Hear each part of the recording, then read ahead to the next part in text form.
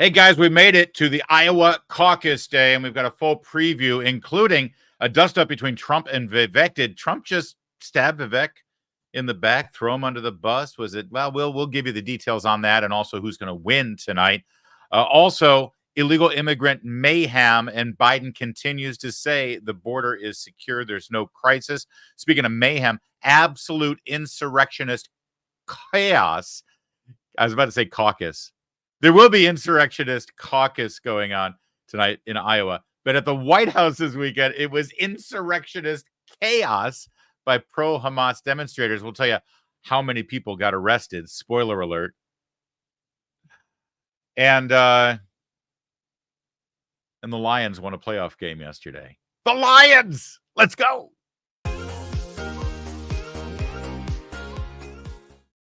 I was born in Detroit, by the way. Remember, I was wearing the Michigan shirt last week.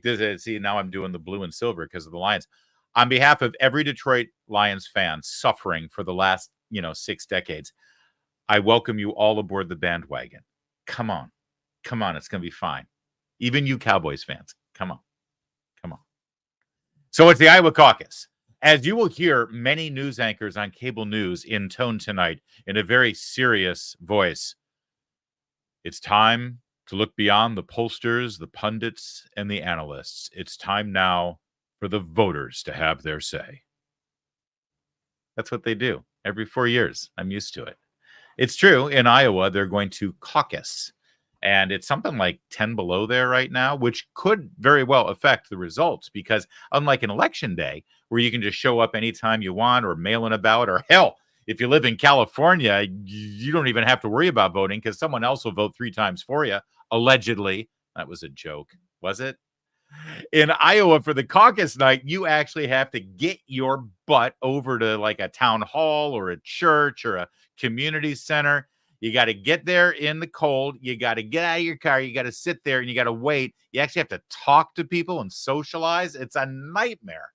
And then you leave the room that night knowing what your little district voted for, and then all the districts report, and you find out who won the Iowa caucus. And it's really important. Kind of. I've been to an Iowa caucus before. I kid you not. They tallied the totals of the votes. It was in 2012. So it was Romney, Santorum, Gingrich, right? It was that year. They tallied the totals at the Iowa caucus I went to. And this is in Ames. This is like not a podunk town. It was a big city. And I was at a church where they did the caucus, which I thought was very cool, by the way. And they counted all the votes on the back of a McDonald's takeout bag. I'm not kidding. So when we, yell and complain about voter irregularities, there's voter irregularities and there are voter irregularities. But that's the process of an Iowa caucus.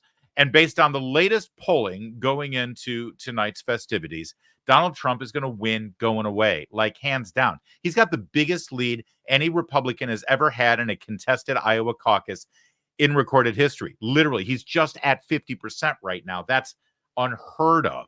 And MSNBC's Steve Kornacki, he broke down that vote even further. And watch this. The rule in Iowa of late has been if you win the evangelical vote, you'll win the Republican caucuses. Trump is absolutely cleaning up in our poll with evangelicals. What has gotten Haley into second place? It's this group.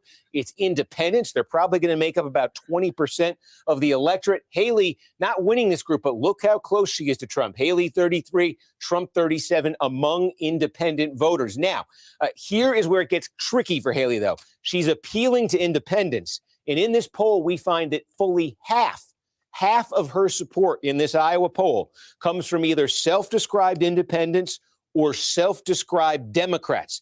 And it really starts to show when you ask a question like this. We asked supporters of Nikki Haley and we asked supporters of Ron DeSantis, what's your opinion of Donald Trump? And look at this, more than 3 out of 4 Haley voters have a negative view of Donald Trump. She really is consolidating the anti-Trump vote that is out there.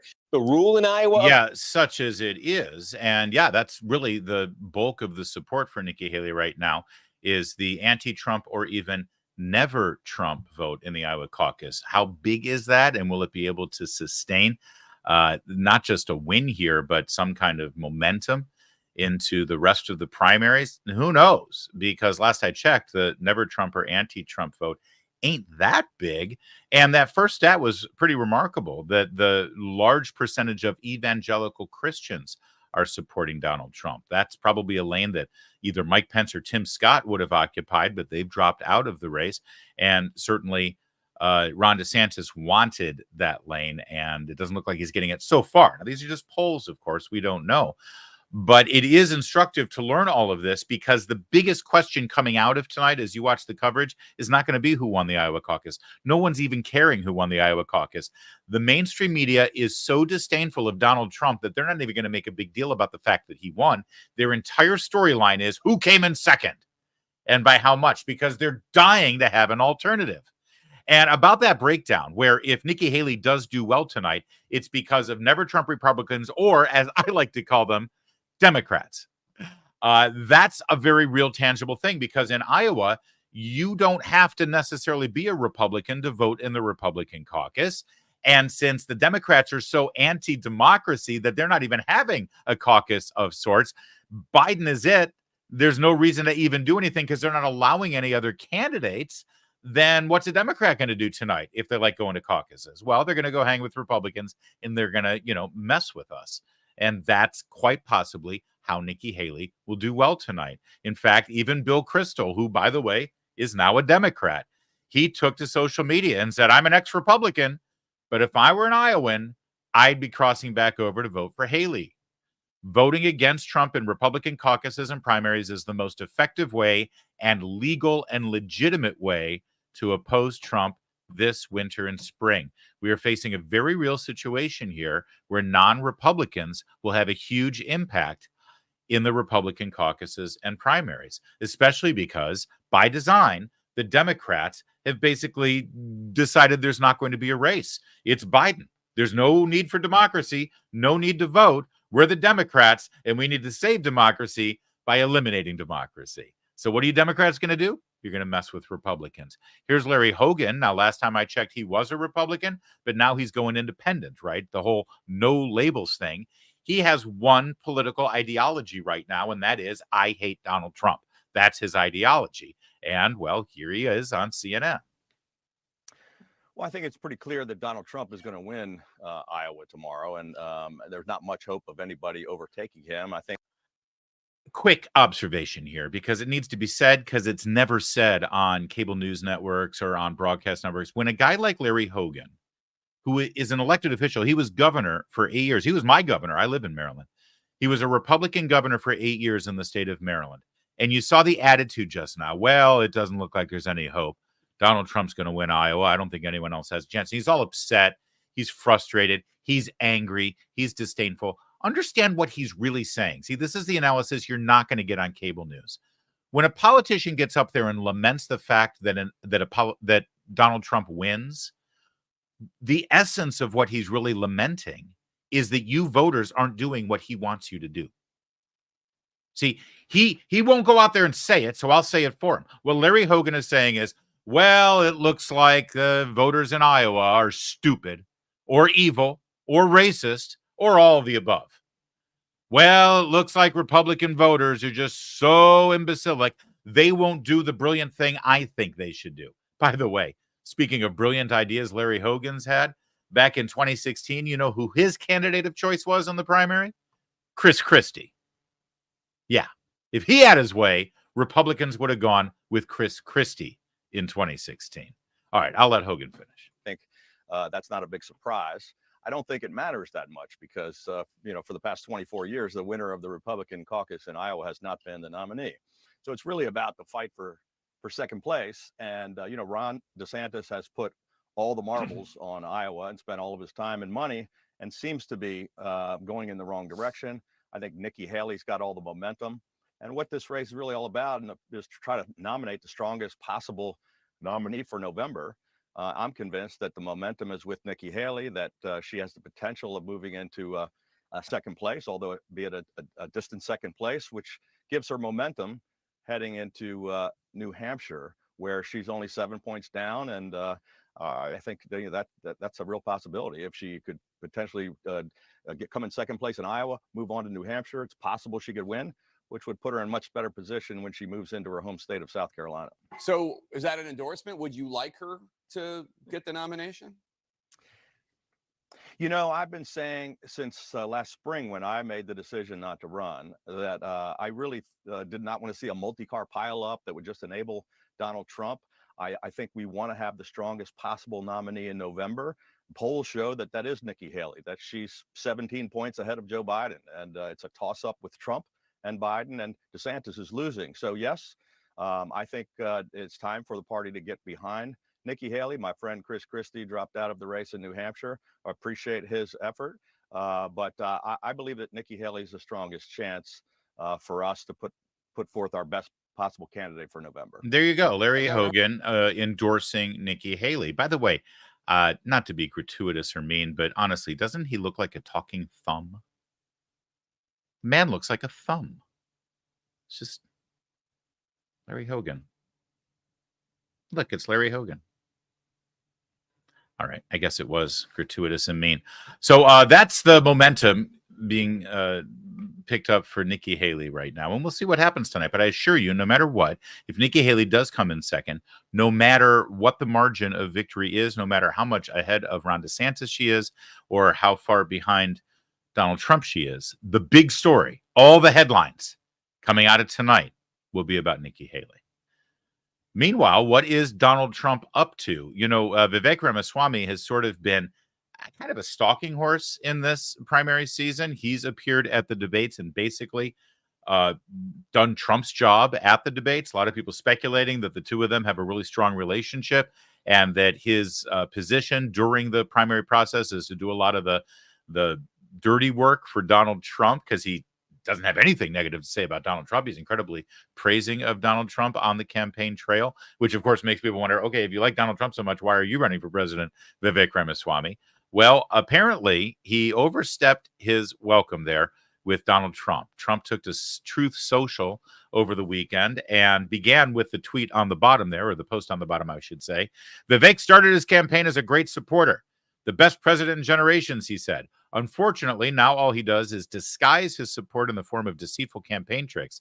Very sly, but a vote for Vivek is a vote for the other side. Don't get duped by this. Vote for Trump. Don't waste your vote. Vivek is not MAGA. Then he went on and followed up that post with the one you see on the top. A vote for Vivek is a wasted vote. I like Vivek, but he played it too cute with us.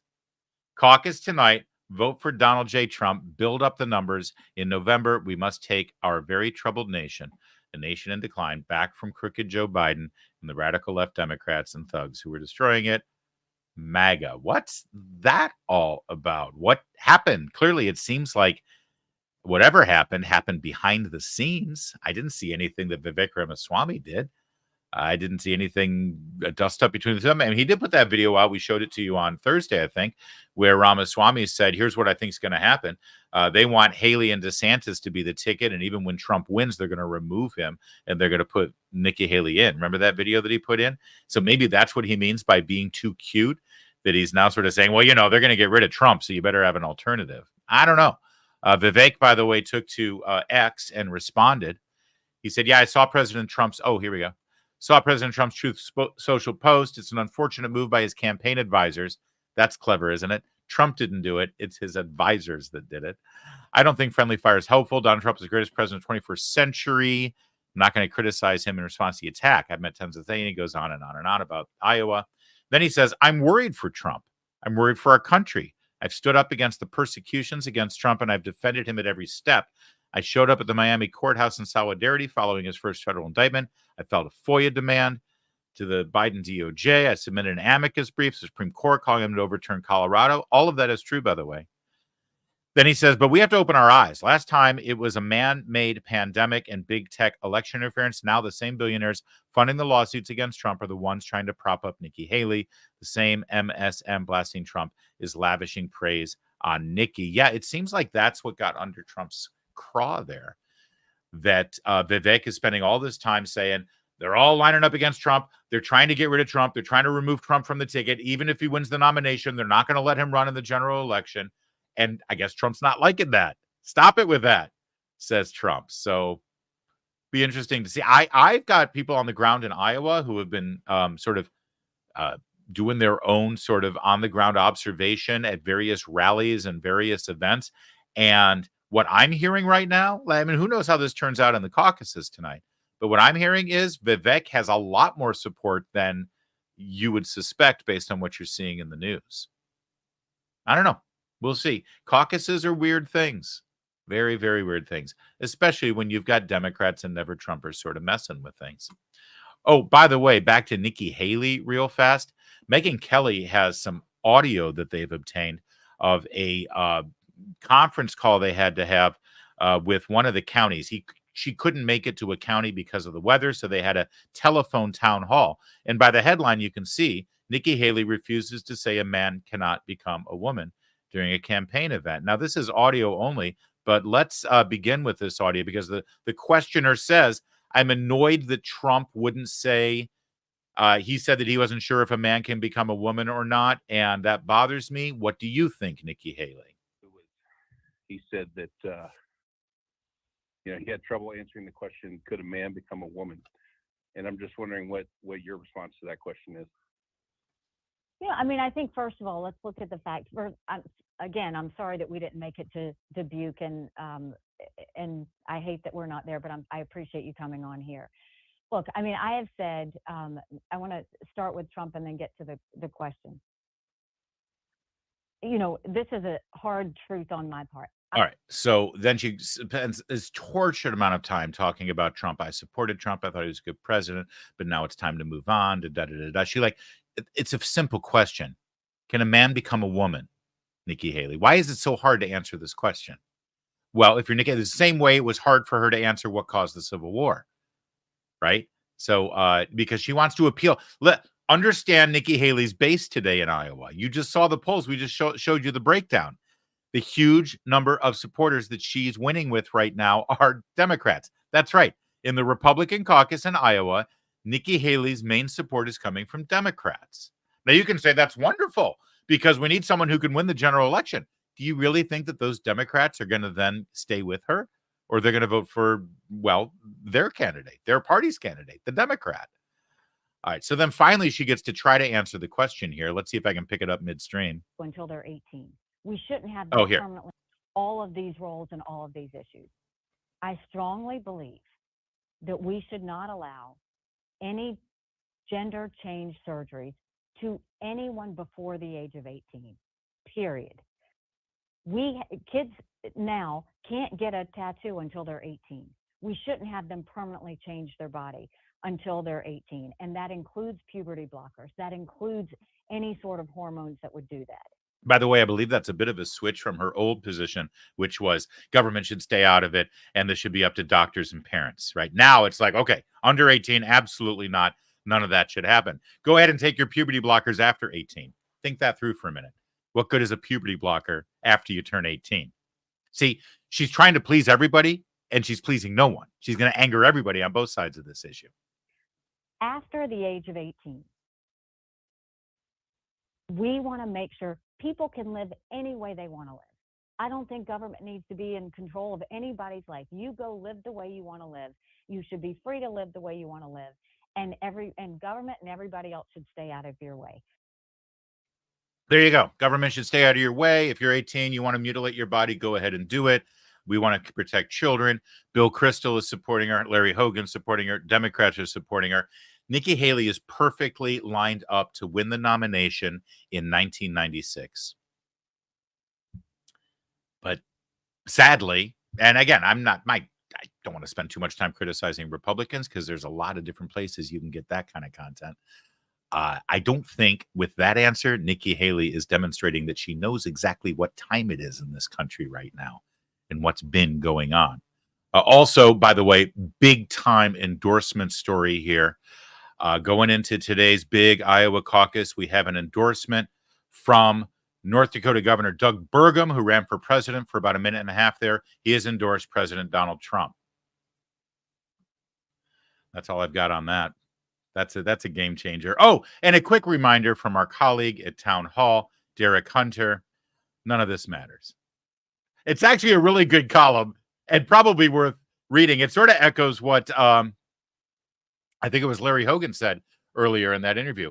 What did Ted Cruz, Rick Santorum, and Mike Huckabee have in common? Well, they have two things in common. Number one, they each won the Iowa caucus.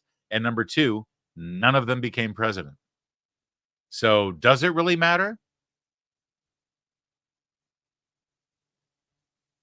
What really matters, the reason I didn't answer that question is because if you are interested in the Iowa caucus, make sure you keep it at townhall.com all night long. We'll be doing a live blog and our analysis and full coverage. So obviously it matters. Kevin, does the Iowa caucus matter, Kevin?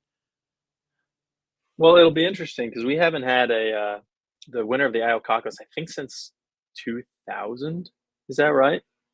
George Bush. George Yeah, Bush won the Iowa caucus, and then he went on to win the president nomination. Yeah. But if all the polls are right, and Trump with his commanding lead in Iowa, if he wins and then becomes the nominee and then becomes president, we'll have a huge precedent breaker here. Yeah. And just in terms of our hard work at Town Hall and all of the content we will be producing tonight, the Iowa caucus means a lot. It's incredibly important, Kevin. We got a business to run here. Subscribe to Town Hall VIP. Thank you. But what really matters ultimately is November. And we got one expert commentator gave us his prediction on November. This is Frank Luntz. He's been in the polling business for a long time. And let me just be clear. This man is no friend of Donald Trump's, no fan of Donald Trump's. He's no supporter of Donald Trump's. He's no voter of Donald Trump. But he was asked, if you had to put your money on it today, who wins in November? If you had to bet $150,000 on who's going to win in November, who would you bet on? I never dreamed that I would say this, but I would bet on Trump. I thought it was done. I thought it was over. You don't come back from an impeachment. You don't come back from January 6th. You don't come back from any of this. But he's come back. The guy's a survivor. And his opponent is having so much trouble that I would, at this point, give the edge to Trump. It looks like somebody just shot his puppy, right? And again, this is the more we can expose the stupidity and ignorance of conventional wisdom in Washington, D.C. political punditry, the better. Because think about what he just said. I mean, I thought it was over. I thought we got him, right? Is sort of the implication there. I thought we got him. I thought we killed him. I thought it was over. I thought we finished him. And he said, you don't come back from impeachment. You don't come back from January 6th. You don't come back from all the other stuff. All the other stuff is, 91 felony charges against him? But as he said, the man's a survivor, and it looks like he's best positioned to win the presidency. Think about that, Fred. Think about the underlying message in that. You don't come back from impeachment. You don't come back from January 6th. How did he survive that? In other words, those were all political attacks. Those were meant to kill his political career. And the American people see right through it. Listen, I agree with Frank Luntz. When there's a legitimate reason to impeach a president, you don't survive that. When there is legitimately a insurrectionist riot that you have inspired, yeah, you don't come back from that. When you've broken 91 federal laws and you're facing criminal conviction for them, you don't come back from that. You're right, Frank Luntz. But the American people see all of that. They saw the impeachment. They saw January 6th and the January 6th committee. They saw all of the charges, and the American people know that it's all bullshit. That's why he's doing fine. The American people don't care about it, not because they don't care about Trump, not because they think he can do no wrong. They do think he can do wrong. They just don't think what you guys have drummed up against him was actually wrong. He didn't do the things you say he did. So there's your expert Frank Luntz analysis. Shocking that he's still doing well. We're not shocked. Speaking of those 91 felony charges, though, up in New York, it's a civil case against him for so-called business fraud and financial fraud, right? And that case is now rested. It's in the hands of a judge. It's not a jury trial. It's a judge trial. And Mr. Wonderful from CNBC was on CNN giving his analysis. And this is actually pretty instructive, okay? Listen carefully to what he has to say, because he's looked at this case, he's looked at the facts and what is currently being charged as fraud in New York City. You've been doing real estate for decades. Does this case strike you as odd? Well, let's leave out Trump for a minute, and let's leave out politics and just talk about what happens in real estate development anywhere.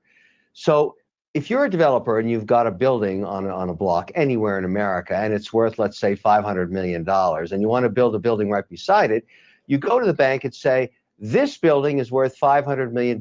I'd like to borrow a construction finance loan against this asset, and I want you to tell me it's worth $500 million too. And the bank negotiates with you and says, well, no, we think it's worth $400 million. And you fight it out. You're always trying to show your assets in the brightest light with the sunshine you could possibly determine for them. You want them to be worth the very most, because you're only going to get a 40 or 50% loan to value, as it's called. Then you borrow that money. In the case of a $500 million asset, maybe you get $250 million, and you build a new building with a construction finance loan. And so that's what this case is all about. And by the way, forget about Trump. Every single real estate developer everywhere on earth does this. They always talk about their asset being worth a lot, and the bank says no. And that's just the way it is. So in this case, when I'm trying to figure out, and I'm not pro or con, or I don't care about the politics, who lost money? Nobody. The bank got paid back the construction finance loan, and a new building was built. And if you're going to sue this case and win, you got to sue every real estate developer everywhere. This is all they do. This is what they do all day long, every day. So I don't think this thing will ever survive appeal, regardless of what the fine is. This doesn't even make sense. Now, look, I know Trump's got a lot of problems in other indictments and everything else, but this, if you're a real estate developer, you're watching this, you're saying, what is this? This is ridiculous. That's right. He's right. He's 100% right. And he just did more in explaining the charges against Donald Trump than Jake Tapper or George Stephanopoulos or anybody in the mainstream media has done this entire time, because they don't care, you see. And by the way, O'Leary is also right that this will get overturned on appeal, and they don't care about that either. They care about one thing. They want headlines to say, Donald Trump found guilty today. Donald Trump is a criminal. It's official. He defrauded a bank. And meanwhile, the bank is like, yeah, we're fine. We don't feel defrauded. Is this what it feels like to be defrauded? Because it feels fine. But they don't care. That's why, Frank Luntz, that's why Donald Trump is doing well. It's not because his supporters and his voters are just fine with him committing a fraud or committing a felony. Of course we're not. We have values. We have principles. We don't want a candidate to be a crook. The reason that he's doing well is because we can see through the, can I say it again? I will say it again. We can see through the bullshit. And I want to be clear. I want to repeat myself. This is not a jury of Donald Trump's peers. This is a civil case, which, by the way, also means it's not even guilt beyond a reasonable doubt. It's a preponderance of evidence. And by the way, here's more analysis you won't get on cable news or broadcast news because they don't care. The judge is not, the burden of proof here is such that normally you're innocent until proven guilty, right? Not in this case. Donald Trump's team actually has to prove that the charges are wrong. They actually have to prove innocence in this case. I got that because I interviewed a legal analyst, Joe DeGeneva, who's the former district attorney, U.S. attorney for the District of Columbia. And so, find the news. It's out there. If Donald Trump is found guilty, it's number one, because it's a liberal, biased judge instead of a jury. And number two, the preponderance of the evidence is such that it's not beyond a reasonable doubt, and it's not an innocent until proven guilty thing in this civil case. This is New York for you. And yes, there's no way that this would have ever been brought against anybody except Donald Trump. Donald Trump's lawyer, Alina Hubba. Is it Hubba? Let's go with Hubba. Hubba. Alina Hubba spoke to this at a press conference after the trial finished. Good afternoon.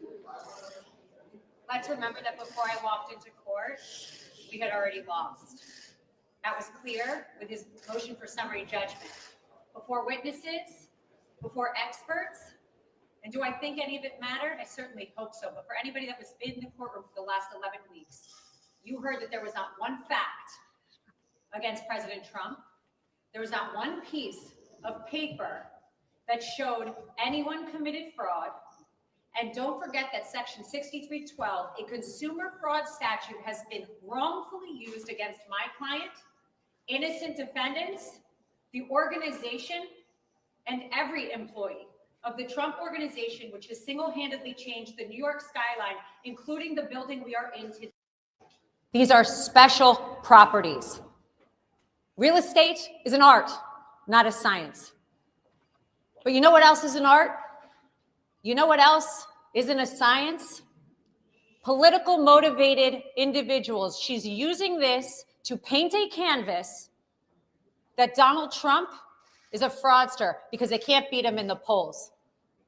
They can't beat him in the polls. So she ran on Trump because that was the only way she could win. And now today, after 11 weeks, after 3 years, we have concluded that he indeed committed no wrong. The Trump organization committed no wrong. And the kids have been dragged in just like the other defendants. And it is wrong. America needs to step up. And there's only one person who can do that. My client, Donald Trump. President Trump, everybody.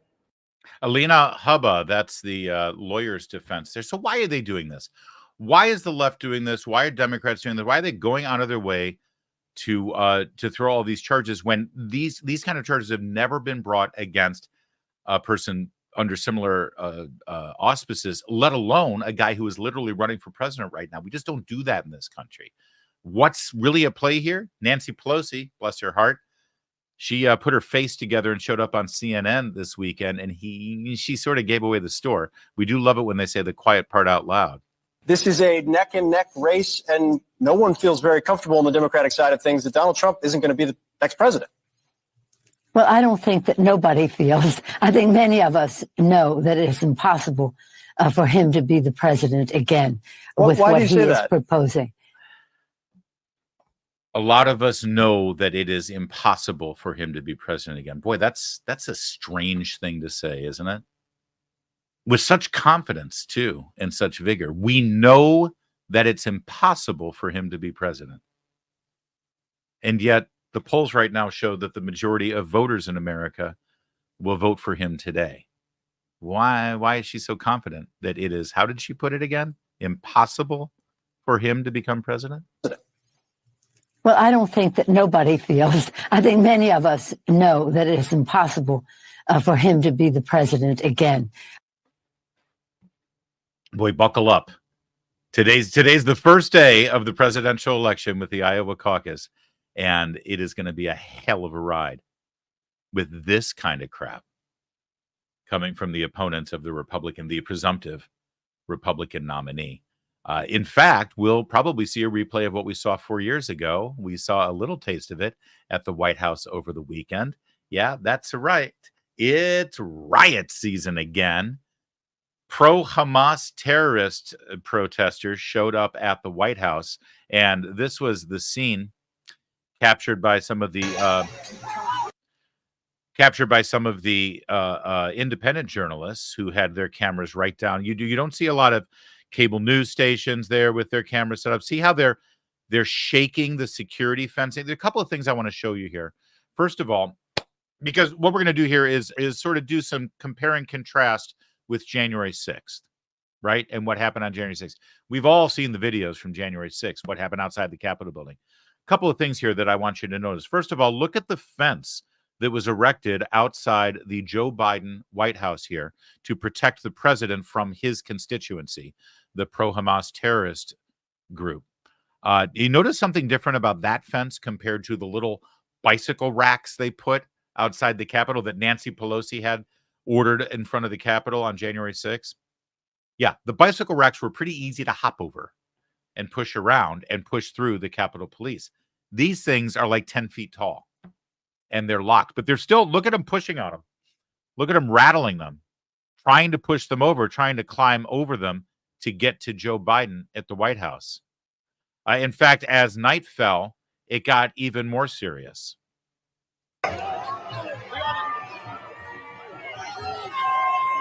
Now, let me just push that back here, and I want to, can you see that panel right there? See where my green mouse is there? See that panel? They actually pushed against it, lifted it up to try to break through to get to the north lawn of the White House by Lafayette Square.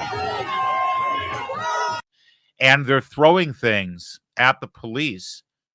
This was the Park Service Police, Metropolitan Police Department for the District of Columbia, and Secret Service, all lined up in this fence area. Now, you'll see there's another fence there in the background. That's the usual fence that's always there around the White House. This was a separate security fence to create a further perimeter.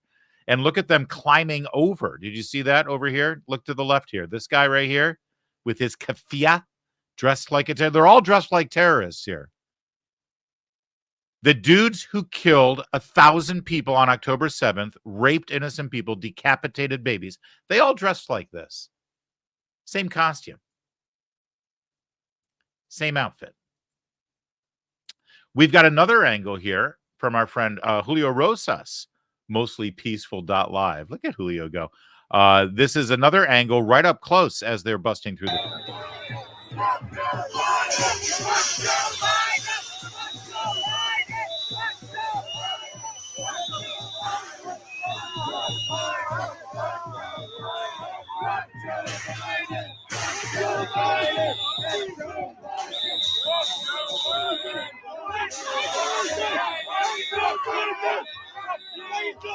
How many of you turned in Israel?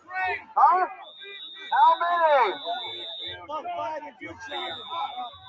many have turned in Israel? So the protests continue. They went on and on and on through the night at the White House. A couple of things here. Just to remind you, over 1,000 people have been arrested after the events of January 6th. The Justice Department conducted one of the most extensive and the most expensive manhunts in their history to track down anyone who may have been outside the Capitol or in the Capitol, even the ones who walked through the door that was held open by Capitol Police. They've all been tracked down. Over 1,000 of them have been arrested for their behavior. And you've seen the videos of their behavior. And yeah, there were a handful of people who really did break the law, in my opinion, not to the extent of being put away for 20 years, like some of them have. But there were some protesters who destroyed some of the property there. They were also shot at with pellets and tear gas, and they were hit with batons, unlike these protesters. But I bring up January 6th and remind you of the 1,000 people, over 1,000 people that were arrested, to point out one very important fact from this weekend's events that you're seeing right here with the pushing of the fence and the climbing of the fence and the screaming and the taunting of police and the threats against the President of the United States on the grounds of the White House at Lafayette Square in Washington, D.C. And that's to tell you this. There were 0 arrests. 0 arrests. Not one of these scumbags were arrested. Not one of these terrorist sympathizers was arrested. Not a one. Not one arrest. Largest manhunt in U.S. Justice Department history for the over 1,000 people arrested for January 6th. Look at them. Also, you may see a slight difference in how the media covered this story. Julie Gunlock over at Independent Women's Forum and WMAL Radio in Washington, D.C. noticed a slight difference in how the media covered this. Look at the headline from the Daily Mail. White House staff relocated as pro-Palestine protesters threatened to breach security. They were just relocated. You know, there's another word for that. Evacuated. They had to evacuate the White House staff for their safety. Pro-Palestine protesters. No, they're pro-Hamas terrorists is what they are. That's a slight difference in how these things are covered, aren't they? And one other thing that I want to point out. Let's watch these guys again, shall we, as I make this point. Because I want you to see them. I want you to recognize the destruction, the attitude. I want you to look at the vitriol and anger and the vicious nature in which they confront the police. You know, say what you will about January 6th, and a lot has been said about January 6th. You don't need to hear me go on and on about January 6th at this time. But whether you agree with the actions of the protesters that day or not, or whether you have mixed feelings about the actions of the January 6th protesters, it is an undeniable fact that the people who breached the Capitol on January 6th for a 3-hour incident where they caused nobody harm, by the way. Yes, I know that some police officers were injured, but it wasn't as a direct result of the actions of the protesters on the whole. Again, I'm talking about the 1,000 that were arrested. Say what you will about them, but their motives that day were that they legitimately believed that the 2020 presidential election was conducted in the most extraordinary, unprecedented way in this country, such as we have never seen before, with basic election fraud protocols just completely tossed out the window. In some states, in an unconstitutional manner, because they weren't modified by the state legislature as prescribed by the Constitution, but either a governor or a secretary of state under executive actions for a health pandemic crisis, just with the stroke of a pen said, nope, we're going to do the election this way today. They were angry about that. They were worried about that. They believed that in some states it was very real election fraud. And they wanted an examination of that election, okay? I don't think anyone would dispute that that's what the motives were. And again, I'm not even making the case for them. But that's what the motives of the people on January 6th were. Now look at these people. These people are doing what they're doing because they are in support of terrorists who murdered over 1,000 people because they're Jewish, raped the women, kidnapped. They're still holding American hostages right now. And look at their behavior with that motive. And 0 arrests. And you wonder why people are frustrated in this country. You wonder why people are pissed off in this country and believe that there are 2 sets of rules, that there's a 2-tier system of justice. It's unsustainable.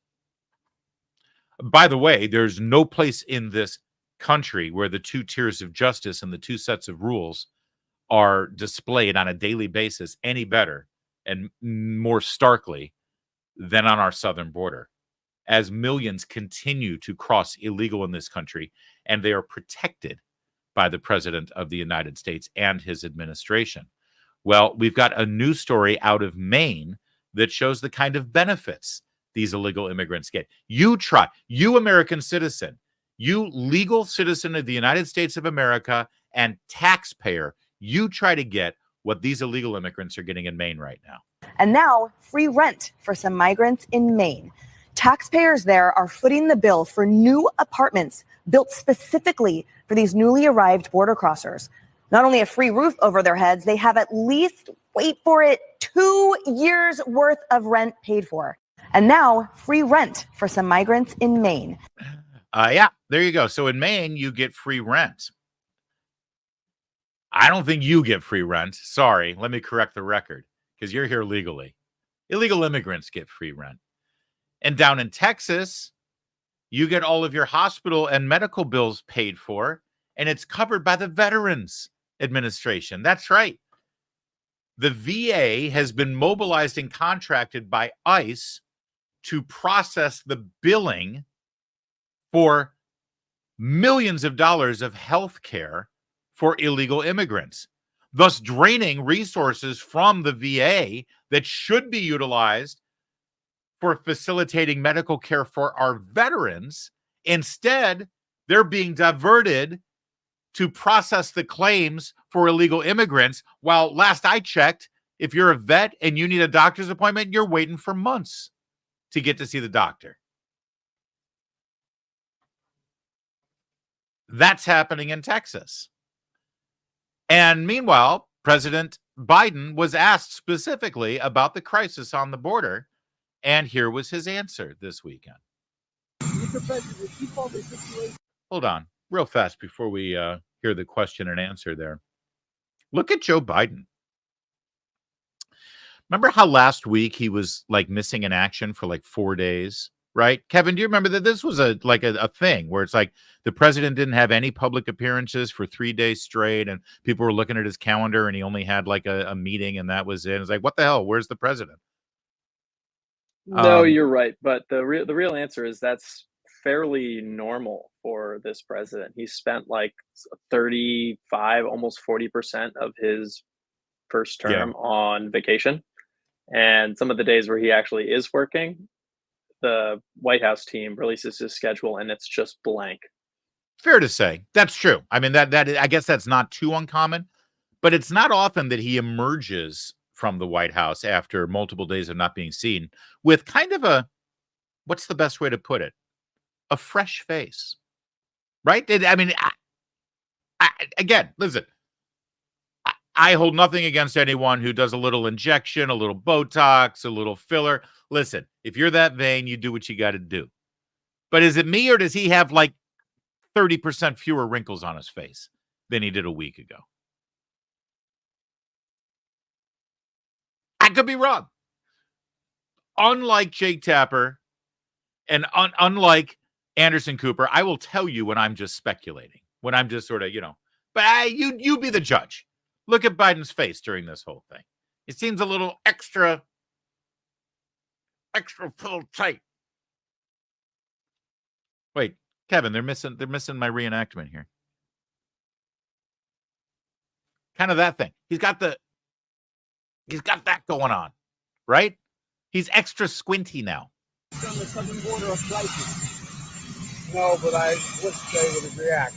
I've been pushing them, my Republican colleagues, since I got in office. I think we have to make a major change to the border. I'm pushing it. I'm prepared to make significant alterations to the border. Negotiations going on for the last 5 weeks. All right, so now I don't know if you could hear it with Marine One in the background. He was asked if he would call the situation at the border a crisis. He said no, and then he specifically said that this was the Republicans' fault. Real fast, I just want you to hear it. No, but I wish they would react. I've been pushing them, my Republican colleagues, since I got in office. Yeah, we need to act. I've been pushing them, my Republican colleagues, since the day I got into the office. Okay, so a couple of things. First of all, he had the House and the Senate in complete Democrat control, and they never once proposed anything with regard to the border that entire time. Okay, number one. Number two, and I'm getting so sick of this, and I know you people in the mainstream media are watching, you're listening, I know it gets back to you, because I keep hearing this all the time well, yes, it is a problem at the border, and we'd love to do something about it. That's why we need Republicans to step up and give us comprehensive immigration reform. That's all they ever say. That's what he's saying.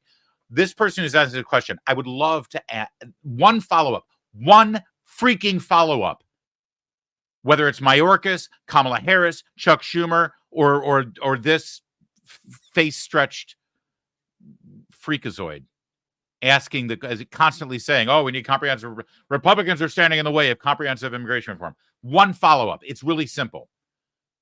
What exactly do you want from them? And I mean that in all sincerity and completely literally. What exactly do you want from Republicans with regard to immigration? Tell us. They never have to say. Do you notice that? Do you notice that they never have to answer that question? They never actually have to say what they want for immigration reform to secure the border. They always say, we need to secure the border. We got a lot of problems. The whole thing is a mess, and we need Republicans to work with us to fix it. You know what? Screw that. Put forth your proposal. What would you do? What do you want? If you didn't need one Republican, if you could just write your blank check, because God knows that's what you usually do when you don't get what you want out of Congress. You just do whatever the hell you want. So tell us exactly what you want. Do you notice how that's never asked? Do you notice how Joe Biden and his administration and his party are never pressed on, you keep saying that the immigration system is broken. Tell us what you would do to fix it. Give us your solution. Pretend Republicans don't exist. Tell us what you want in a perfect world. See, Republicans will tell you what we want in a perfect world. Close the border, have only legal immigration, and deport the people who came here criminally. Simple. Now, what do you want? Now, they won't tell you what they want, and the media won't ask them what they want because they all know the answer. I'll give you the answer right now because this is why they never have to tell you, because they don't want to tell you. What do they want? They want amnesty. They want sweeping amnesty for everyone in this country who has broken the law. They want amnesty. And they use a euphemism. Well, we need comprehensive immigration reform. It's beautiful to be a Democrat, isn't it? They get away with that. They're applauded. They're put on pedestals. So he's got the same old thing. What do you think of the situation at the border? Do you think it's a crisis? No. But, we got to do something about it. Really? If it's not a crisis, why do you have to do anything about it, pal?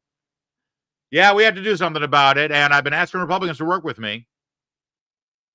It's a simple follow-up question, guys. Go ahead and ask it. What exactly do you want done? What exactly do you want them to do? It's been 3 years. They haven't said a damn thing. All right, one last story out of the border, and this is freaking Looney Tunes. We have great respect for law enforcement here. You know that. We love cops. We love that they put themselves on the line and that they enforce the laws, oftentimes with great danger to themselves. That said, sometimes even cops can go a little astray. And in San Antonio, it appears that members of law enforcement have been hired during their off hours to provide security for the transportation of illegal immigrants. Here is a great video report from Tenet Media on this. I want to interact with you on it as we watch it. You got to give me a trespass warning right now. That's your warning. So, guys, I am currently at the Migrant Center in San Antonio, Texas, where NGOs are facilitating human smuggling of migrants into America. If you look right here, you actually have a San Antonio Police Department car watching as a lookout, basically guarding this area. They're taking side contracts in relations to these NGOs actually being paid a significant amount to guard this area. And I'll walk down here just to show you this even more. They're in their official San Antonio PD uniforms to top it off with their San Antonio PD cars as well. Just to give you a little background real quick. Are you guys on duty right now? This is an extra job for us. So are you being contracted by the NGOs then? Why did you tell them just to say no? So you guys are being contracted by the NGOs? None of your business. No comment. It's none of my business. You're San Antonio police, but you're being contracted and paid by NGOs. You're being paid time and a half? This is by the way, Taylor Hansen doing some great work there. And listen, I'm sympathetic to people having to moonlight because we've got so many liberal Democrat politicians who have tried to defund the police. They're not getting paid what they should get paid to do their job. So if they got to moonlight and take some security jobs, I get it. They're wearing the uniform of the San Antonio Police Department. I'm sorry. If you're wearing that uniform, then yes, what you're doing is the taxpayer's business. You can't do this whole no comment, none of your business. I'll do whatever I want.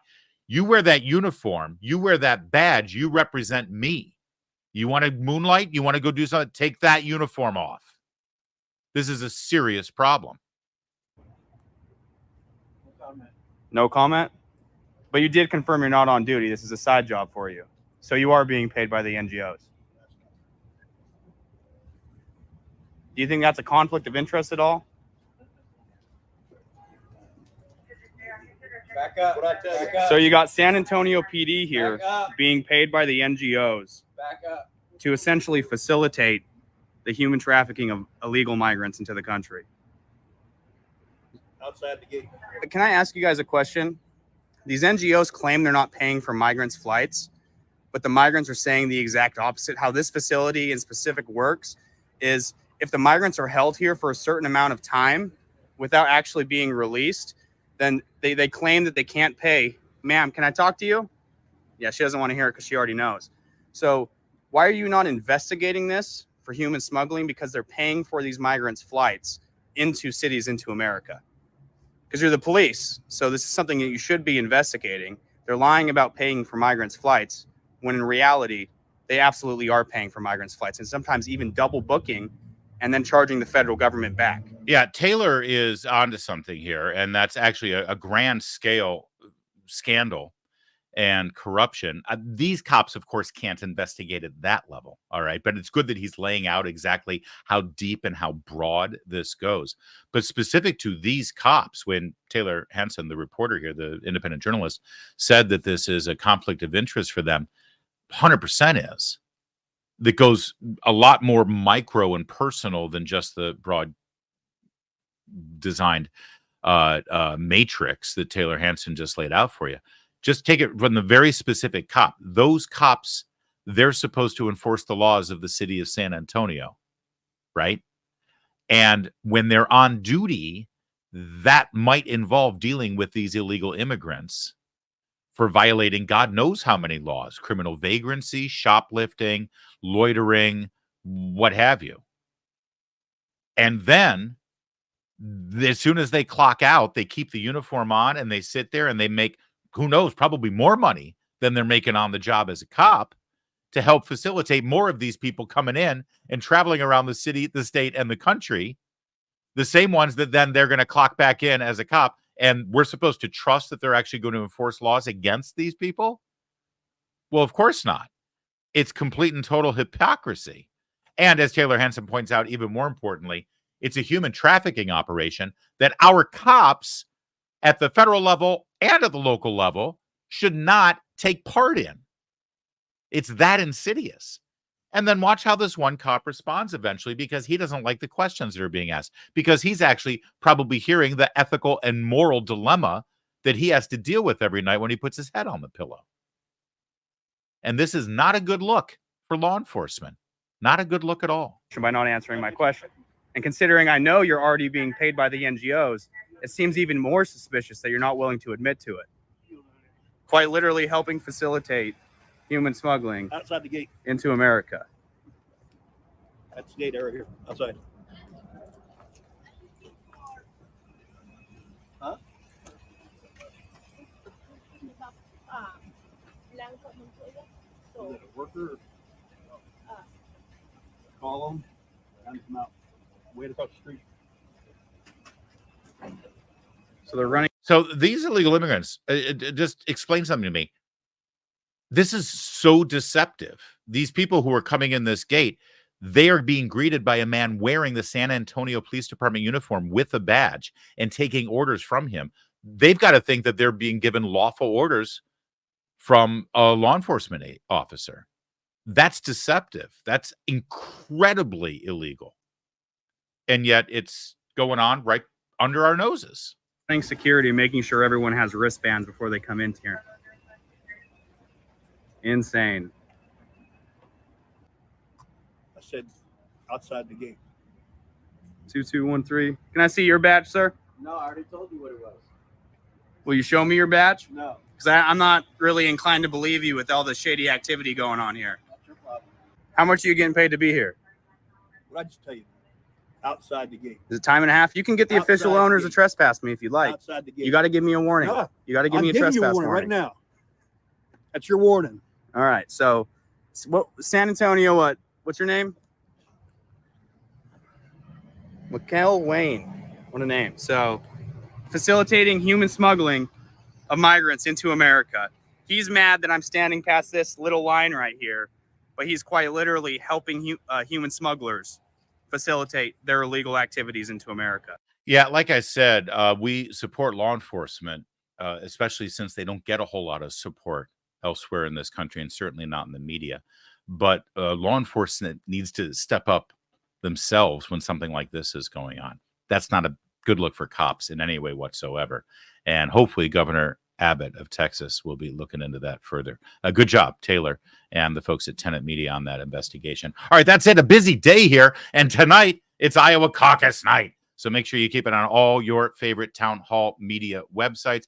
Townhall.com, of course, is going to be having a live blog with election results, aggregating all of the important information. And we'll see tomorrow what the big story is, although it seems like they're writing the headlines right now. The big story, of course, is Nikki Haley. So You will like it.